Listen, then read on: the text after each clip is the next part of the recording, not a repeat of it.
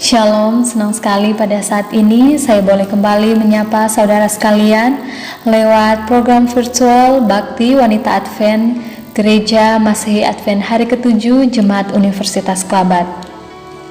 Saudaraku, kalau Anda membuka dalam YouTube channel GMAHK Unclub, di sana Anda akan mendapati begitu banyak pembahasan yang sangat menarik yang telah dibahas oleh Bakti Wanita Advent Jemaat Unclub. Dan saya percaya bagi Anda yang telah menyaksikan di setiap minggunya, Anda pasti merasa terberkati lewat pembahasan yang telah dibawakan oleh Bakti Wanita Advent Jemaat Unclub. Dan pada saat ini saya akan membahas tentang kerendahan hati, atau dalam bahasa Inggris disebut humility. Pembahasan kali ini Anda bisa buka dalam Alkitab, terdapat dalam buku Lukas pasal yang ke-14 ayat 7 sampai ayatnya yang ke-11. Kalau kita lihat di sana ada sebuah cerita, dan tentu saja ketika kita mendengar tentang kata kerendahan hati yang tentunya sudah sering kita dengar, atau humility dalam bahasa Inggris, apa sebenarnya arti dari kata kerendahan hati ini? Ada begitu banyak tokoh-tokoh yang membahas tentang kerendahan hati ini. Salah satunya adalah Michael Green. Dia mengatakan bahwa humility is like a slippery watermelon seed. Once you get it under your finger and you think you have it, it slips away from your grasp. Saudaraku, saya ingin menceritakan sebuah kisah tentang dua orang bersaudara. Dua bersaudara ini dibesarkan di sebuah peternakan. Dan suatu hari, salah satu memutuskan untuk pergi ke perguruan tinggi di kota untuk mendapatkan pendidikan dan memperoleh gelar sarjana hukum. Ketika dia tamat, dia bekerja di sebuah firma hukum terkemuka di ibu kota negara. Sedangkan saudara yang satunya lagi lebih memilih untuk tinggal di peternakan keluarga. Suatu hari, ketika sang pengacara pulang kampung atau pulang untuk mengunjungi saudaranya yang tinggal di peternakan yang menjadi petani, dia bertanya kepada saudaranya, "Kenapa kamu tidak mengikuti jejak saya? Pergi ke kota, mendapatkan ilmu dan mendapatkan pekerjaan yang baik sehingga orang bisa menghormatimu. Seperti yang telah saya lakukan, orang-orang menghormati saya." Namun, saudara yang menjadi petani ini dengan tenang dia berkata, "Lihatlah ladang gandum yang luas di sana." Dan mereka melihat dari dekat. Kemudian saudara yang lebih memilih menjadi petani ini dia berkata, "Hanya kepala kosong yang berdiri. Mereka atau gandum-gandum yang terisi dengan penuh selalu membungkuk rendah.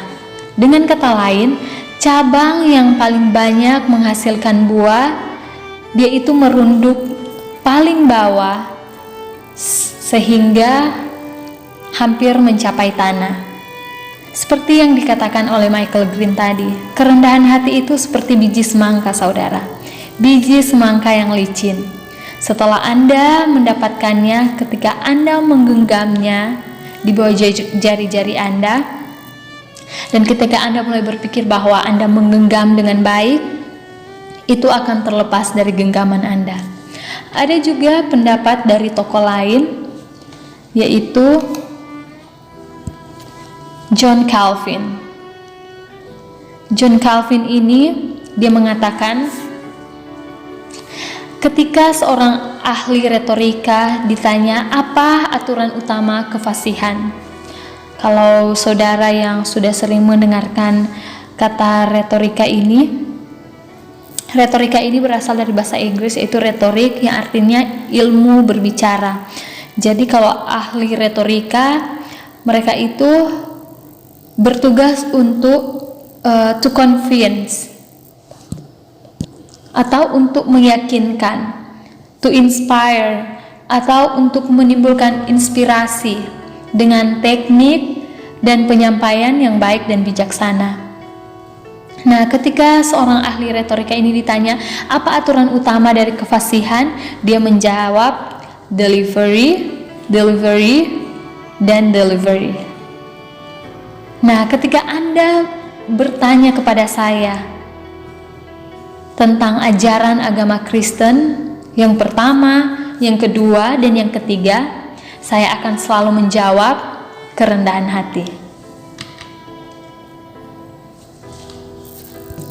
Andrew Murray mengatakan bahwa humility is perfect quietness of heart. The humble person is not one who thinks meanly of himself. He simply doesn't think of himself at all. Jadi kerendahan hati adalah sebuah ketenangan hati yang sempurna. Orang yang rendah hati bukanlah orang yang hanya memikirkan dirinya sendiri, melainkan mereka yang sama sekali tidak memikirkan diri mereka sendiri. Saudaraku, dalam konteks perjamuan Yesus dengan seorang Farisi dalam perikop sebelumnya, dalam pasal 14 ayat 1 sampai ayatnya yang ke-6, Lukas memperkenalkan dua rangkaian ajaran etika yang unik yang menggambarkan sikap dan perilaku orang Kristen. Kalau saudara baca dalam buku Lukas pasal yang ke-14 ayat 1 sampai yang ke-6, saudara bisa temukan ada sebuah cerita di sana ketika Yesus mampir di rumah salah seorang pemimpin, dan ketika dia tiba di sana, semua orang di sana mengamat-amati dia.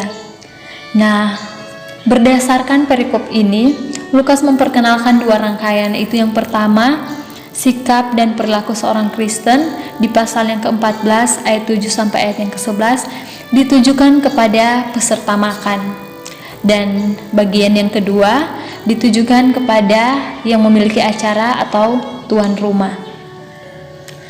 Apa sebenarnya maksud dari Lukas?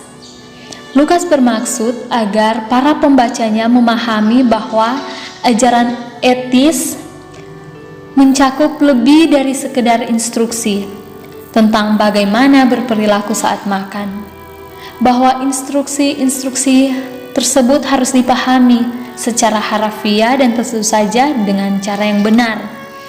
Namun, instruksi-instruksi ini juga metaforis dan mengajarkan sikap umum tentang diri sendiri dan orang lain yang sesuai dengan ciri dari anggota kerajaan Allah. Saudara bisa lihat dalam buku Lukas pasal 14 ayatnya yang ke-15.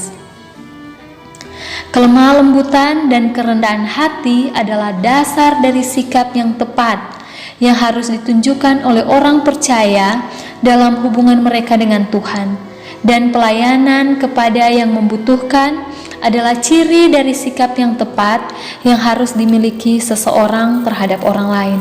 Nah, dengan cara inilah ucapan-ucapan ini berfungsi sebagai perumpamaan.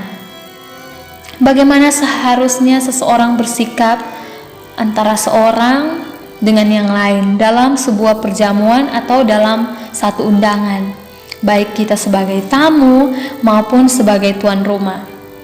Itu seharusnya menjadi sikap bagaimana kita di hadapan Tuhan. Bagaimana sikap kita terhadap diri kita sendiri dan bagaimana sikap kita terhadap orang lain. Yaitu bagaimana kita mengasihi Tuhan dan mengasihi sesama kita. Jadi belajar dari pelajaran di perikop ini menunjukkan kepada kita bahwa orang yang memiliki kerendahan hati yang benar adalah mereka yang berprinsip bahwa yang pertama, pengakuan dari Allah adalah yang utama, bukan pengakuan dari manusia. Dan yang kedua, mencintai Allah dan mencintai sesama, yaitu tidak pilih kasih dan dengan motif yang benar tentunya. Mari kita membahas tentang bagian yang pertama. Pengakuan dari Allah adalah yang utama, bukan pengakuan dari manusia. Oke? Kita harus selalu ingat kata ini saudara, agar supaya ketika kita melakukan pelayanan atau pekerjaan kita melakukan untuk Allah dan bukan untuk manusia. Dalam buku Lukas pasal 14 ayat 1, ajaran dalam ayat-ayat ini diilhami oleh pengamatan Yesus tentang bagaimana berbagai tamu mereka memutuskan untuk mengatur diri mereka sendiri saat makan malam, untuk duduk di posisi kehormatan yang terbesar, untuk duduk di tempat orang-orang penting. Dan secara pragmatis, Yesus menunjukkan risiko ketika melakukan hal itu. Itu tidak sebanding dengan aib dan kehilangan muka yang diakibatkan karena harus menyerahkan satu tempat ke tempat yang lebih layak di depan semua tamu. Demikian pula orang percaya tidak mencari status dari orang lain, tetapi harus menunggu dalam kerendahan hati di hadapan Tuhan, yang pujian dari Tuhan sajalah yang penting. Kumpulan ajaran pertama diakhiri dengan sebuah peribahasa dalam pasal yang ke-14 ayat 11 yang muncul lagi dalam buku Lukas pasal 18 ayatnya yang ke-14. Di sana dikatakan bahwa aku berkata kepadamu, orang ini pulang ke rumah sebagai orang yang dibenarkan Allah dan orang lain itu tidak. Sebab barang siapa meninggikan diri, ia akan direndahkan, dan barang siapa merendahkan diri, ia akan ditinggikan. Nah, peribahasa dalam buku Lukas pasal 14 ayat 11 dikatakan, sebab barang siapa meninggikan diri, ia akan direndahkan, dan barang siapa merendahkan diri, ia akan ditinggikan. Ajaran serupa ditemukan juga di tempat yang lain, yaitu dalam Lukas 14 ayatnya yang ke-7. Di sana dikatakan bahwa karena Yesus melihat bahwa tamu-tamu berusaha menduduki tempat-tempat kehormatan, ia mengatakan perumpamaan ini kepada mereka. Tidak ada yang tersembunyi saudara di mata Allah. Kecenderungan hati manusialah yang selalu ingin dihormati. Kita bisa melihat itu dalam pasal yang ke-14 ayatnya yang ke-7. Dalam ayatnya yang ke-10, Lukas pasal 14 ayatnya yang ke-10, Anda akan merasa terhormat. Dalam perumpamaan itu, kehormatan datang dari tuan rumah yang secara terbuka mengakui tamu yang rendah hati. Pada kenyataannya, bagian dari perumpamaan itu, kehormatan itu selalu datang dari Allah. Prinsip yang sama ditemukan juga di dalam Lukas 18 ayat 14 seperti yang sudah saya bacakan tadi, bahwa siapa yang meninggikan diri akan direndahkan dan yang merendahkan diri akan ditinggikan. Sekali lagi, kerendahan hati ditekankan untuk kita sebagai orang Kristen memilikinya. Dalam bagian yang kedua, yaitu mencintai Allah dan mencintai sesama, tidak pilih kasih dengan motif yang benar. Kumpulan ucapan kedua beralih ke kasus tuan rumah yang mementingkan diri sendiri dalam memilih tamu. Tuan rumah ditantang untuk tidak mengundang tamu yang mampu membalas. Seringkali kita mengundang tamu-tamu yang kita berharap mereka juga bisa membalas seperti yang kita berikan. Tapi Tuhan menekankan dalam buku Lukas ini bahwa seharusnya tuan rumah mengundang tamu yang tidak mampu membalas. Ada 4 kelompok, yaitu Yesus menyebutkan orang miskin, orang lumpuh, orang cacat, dan orang buta. Kalau kita baca di dalam buku Lukas pasal yang ke-6 ayat 32 sampai 35, saudara bisa membaca, bisa membuka dalam Alkitab, atau bisa membaca juga di slide yang ditampilkan. Di sana bercerita kalau misalnya kita membantu orang lain yang bisa membalas kepada kita seperti yang kita berikan, atau kita mengasihi karena orang lain bisa mengasihi kita juga, apakah jasa kita, kata Tuhan. Tetapi kamu kasihilah musuhmu dan berbuatlah baik kepada mereka. Itu yang ditekankan Allah. Jadi Sebaliknya, seseorang harus menggunakan perjamuan sebagai kesempatan untuk membantu mereka yang tidak dapat membalas. Dan kelompok yang lain disebutkan, yang sudah saya sebutkan tadi, yaitu orang miskin, orang lumpuh, orang cacat, dan orang buta adalah orang-orang yang melakukan ini, yang mengundang mereka tidak akan diberikan upah oleh penerimanya. Tetapi upah akan diberikan oleh Allah pada hari penghakiman nanti.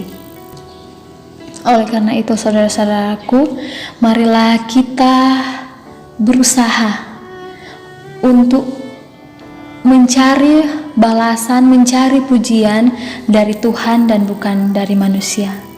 Banyak orang yang mengaku mereka rendah hati, tetapi mereka lebih memilih untuk mencari pujian dari manusia, dan mereka lebih memilih untuk mencari keuntungan dari orang lain. Namun kita sebagai orang Kristen, Allah mengajarkan kita untuk rendah hati, dan kerendahan hati itu akan mendapat pujian dari Allah. Dan sebagai kesimpulannya, yang pertama adalah ketika kita belajar mengenai kerendahan hati atau hospitality, kita diajarkan untuk melakukan segala sesuatu untuk Allah, tentunya dengan motif yang benar. Dan yang kedua adalah ketika melayani dengan motif yang benar, Allah akan memperhitungkan segala sesuatu yang telah kita lakukan. Dan dalam kutipan Ellen White, dia mengatakan bahwa para pengikut Yesus tidak akan populer, tetapi akan menjadi seperti Tuhan mereka yang lemah lembut dan rendah hati. Anda mencari untuk naik ke kursi yang paling tinggi, tetapi akan menemukan diri Anda akhirnya di kursi yang terendah atau di tempat yang terendah.